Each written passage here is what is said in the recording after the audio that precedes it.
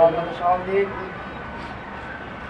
দুইবার রাষ্ট্রীয় ক্ষমতায় আমাদের আজকের সভানেত্রী মাননীয় প্রধানমন্ত্রীর নেতৃত্বে দুইবার সফল সম্পূর্ণ করার পর তৃতীয়বারের মতো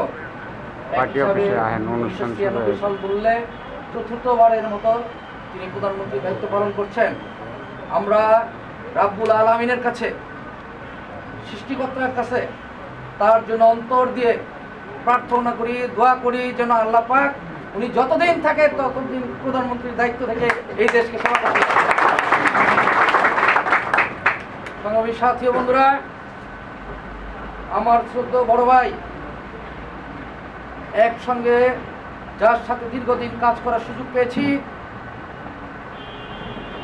এবং আমার আমরা একসঙ্গে অনেক কাজ করেছি, সেই সুবাদে খুব কাছে থেকে চিনি।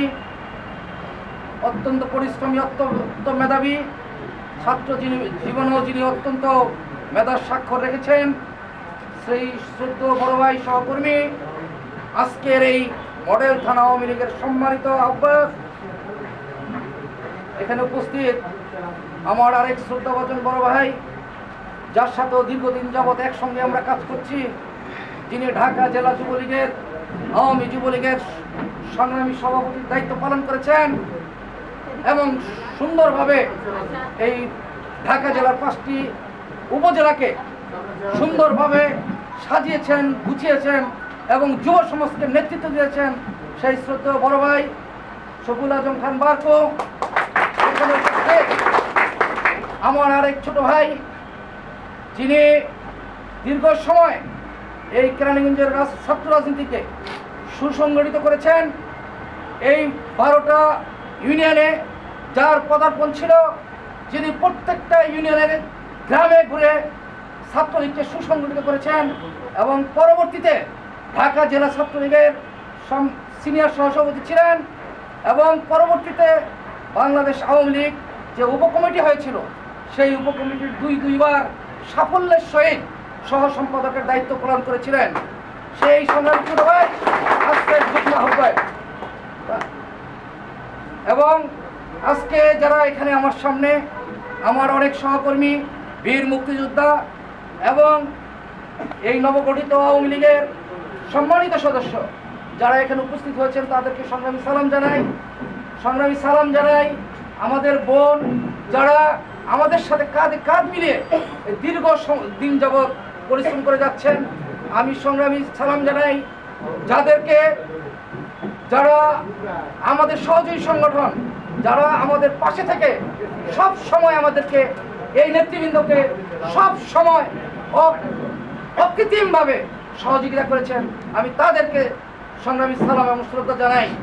সংগ্রামী সাথী বন্ধুরা, আপনারা জানেন আমাদের আজকের সভানেত্রী সাফল্যের এই বড় বছরে সে বাংলাদেশে অনেকগুলো মেগা প্রকল্প নিয়ে হাতে নিয়েছিল। যেই মেগা প্রকল্পগুলো হচ্ছে একটা দুঃসাহসিক কাজ। কোন রাষ্ট্রপ্রধান, কোন সরকার প্রধান অতীতে বাংলাদেশে এরকম দুঃসাহস দেখানোর ক্ষমতাই পায়নি। আজকে নিজের কথায় নিজস্ব টাকায় জানেন কত ষড়যন্ত্র হয়েছে। আজকে পদ্মা ব্রিজ ঠিক উদ্বোধনের কাজ শেষ প্রান্তে। আজকে বঙ্গবন্ধু কন্যা জননেত্রী শেখ হাসিনা ছিলেন বলে আজকে এই অসম্ভবকে সম্ভব করেছেন উনি। অনেকে চোখ রাঙিয়েছেন, অনেক পরাশক্তি ভয় দেখানোর চেষ্টা করেছেন। উনি বঙ্গবন্ধুর কন্যা, কাউকে তোয়াক্কা করেন নাই। উনি ওনার মাস্টার প্ল্যান হইতে বাংলাদেশে উনি ওনার কাজের ধারাবাহিকতা চালিয়ে যাচ্ছেন। আপনারা ঢাকা শহরে দেখছেন মেগা প্রকল্প, আজকে উড়াল পথে রেল সেতু, রেল চলবে এই কিছুদিনের মধ্যেই। এগুলো উদ্বোধনের অপেক্ষায়। কর্ণফুলীতে মাটির তল দিয়ে আপনার সরু রাস্তা নিয়ে যাওয়া হচ্ছে। আপনার আজকে আমাদের কুতুবদিয়া এবং ওখানে আপনার গভীর সমুদ্র বন্দর করছে, যেটা দুঃসাহসিক কাজ। হাজার হাজার কোটি টাকা খরচ এই সমস্ত মেগা প্রকল্পগুলো। এবং ঢাকা থেকে চিরাঙ্গের যে রাস্তা আজকে 6 লেন, ময়মনসিংহ থেকে ঢাকা পর্যন্ত 6 লেন, আপনার রংপুর থেকে ঢাকা পর্যন্ত আজকে 6 লেন, আপনার সিলেট থেকে ঢাকা পর্যন্ত আজকে 6 লেনের এই যে কাজ কিছুদিনের মধ্যে উদ্বোধন হবে। এই কাজগুলো আজকে আমাদের জননেত্রী শেখ হাসিনা অত্যন্ত সতর্কতার সহিত সাফল্যের সহিত প্রায় সম্পূর্ণের দ্বার প্রান্তে নিয়ে এসছেন। হয়তো বা কোনোটা 1 বছর, কোনোটা 2 বছরের মধ্যে উদ্বোধন হয়ে যাবে ইনশাল্লাহ।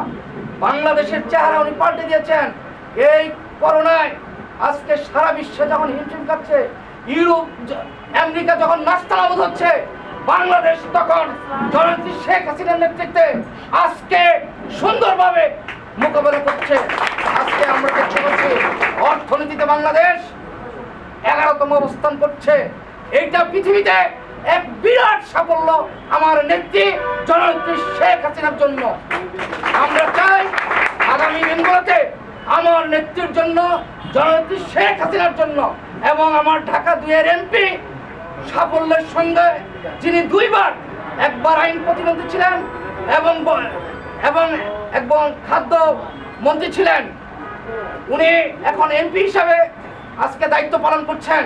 ওনার নেতৃত্বে আজকে আমাদের নেতৃবৃন্দ কাজ করছে। তার জন্য দোয়া করবেন। আগামী দিনের যেন মডেল এই থানা যেন এমনভাবে হয়, আমি চাই যে কেরানীগঞ্জ মডেল থানা যেন বাংলাদেশে একটি মডেল হয়, সত্যিকার অর্থে মডেল হয়, যেটা গাজীপুর তো সবচেয়ে ভালো সাংগঠনিক দক্ষতার জায়গা, সেইটাকেও যেন আমরা আমাদের নেতৃবৃন্দ ছাড়াতে পারে। আপনারা এই নেতৃবৃন্দকে সেই সহযোগিতা করবেন, সেই আশাবাদ ব্যক্ত করে সবাইকে ধন্যবাদ জানিয়ে আমার বক্তব্য শেষ করছি। খোদা হাফেজ। জয় বাংলা, জয় বঙ্গবন্ধু।